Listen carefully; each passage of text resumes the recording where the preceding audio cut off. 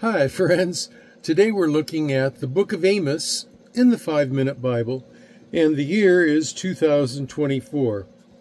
This is the Onhus Institute of Biblical Studies. I'm your old pal PapaDale, and I'm a retired pastor, teacher, theologian, and professor with over 50 years of service to the Lord Jesus Christ.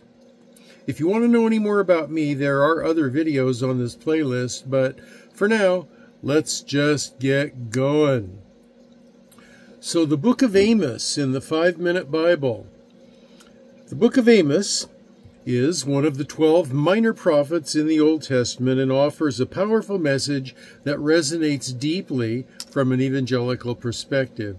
Written about 760 to 750 BC, during a time of relative prosperity in Israel, Amos's message starkly contrasts the prevailing complacency and moral decay occurring within the nation.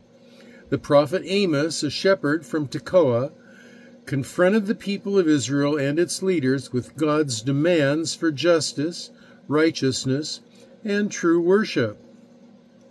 Amos's ministry took place during the reign of King Jeroboam II of Israel.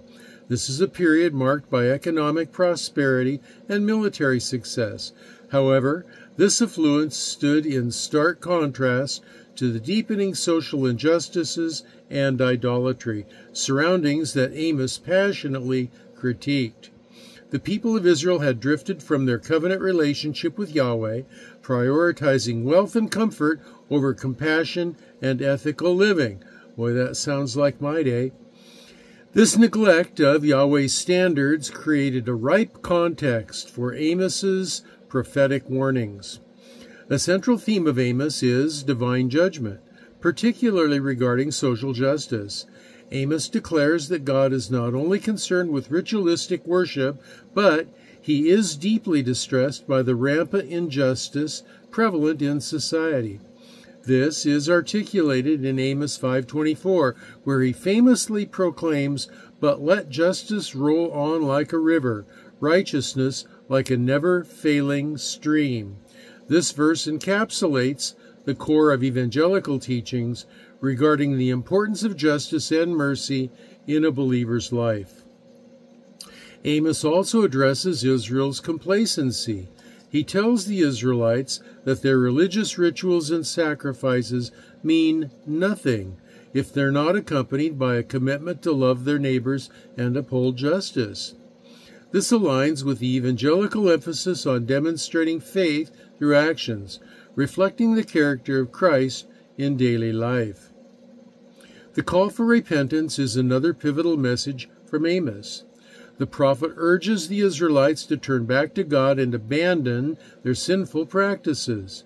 This call to repentance resonates with the evangelical belief in personal conviction and transformation. Amos 3:3 highlights the necessity of sincere faithfulness. Do two walk together unless they have agreed to do so? This rhetorical question underscores the need for a relational faith where God's people align their hearts with His will. While Amos primarily delivers messages of judgment, he also offers a glimmer of hope. The book culminates with the promise of future restoration. In Amos 9:11-15, Yahweh declares that He will restore the fallen tent of David and bring His people back to their land, indicating a time when they will flourish once again. This promise of restoration reflects the broader narrative of redemption found throughout Scripture and encourages believers to trust in Yahweh's faithfulness despite current trials. So the Book of Amos remains a vital text for evangelicals today as it challenges believers to reflect on their social responsibilities and the authenticity of their personal faith. It calls for active engagement in justice and righteousness, demonstrating that our worship must align with God's desires for moral integrity and compassion. Amos's message reminds Christians that faith involves not just personal piety, but also a commitment to uphold justice and love in a world that often neglects these principles. In a contemporary context, the teachings of Amos challenge the church to be a voice for the voiceless, standing firm against injustice while proclaiming the hope and restoration found in God. And so I'm your old pal, PapaDale. This is the year 2024, and the lecture you just watched is the Joel lecture. It's from the 5-Minute Bible for the Jan Hus Institute of Biblical Studies.